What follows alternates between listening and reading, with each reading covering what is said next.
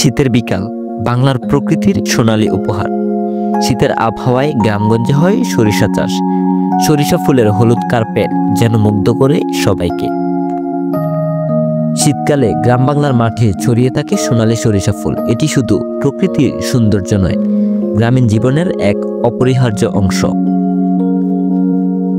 গ্রাম বাংলার কৃষকের পরিশ্রমে শীতের মৌসুমে মাঠে মাঠে লেগে যায় সরিষার রং। এটি তেল উৎপাদনের প্রধান ফসল, যা খাদ্য থেকে শুরু করে জীবিকার গুরুত্বপূর্ণ অংশ। নরম সূর্যের আলোয় হলুদ ফুলের মাঠ যেন এক স্বপ্নপুরী। প্রজাপতি আর মৌমাছির কোলাহল আর প্রকৃতির মুগ্ধতা আশেপাশে থাকা সবাইকে আকর্ষণ করে।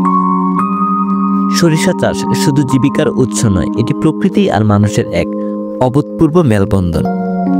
সরিষার মাঠ বাংলার শীতের এক অনন্য রূপকথা।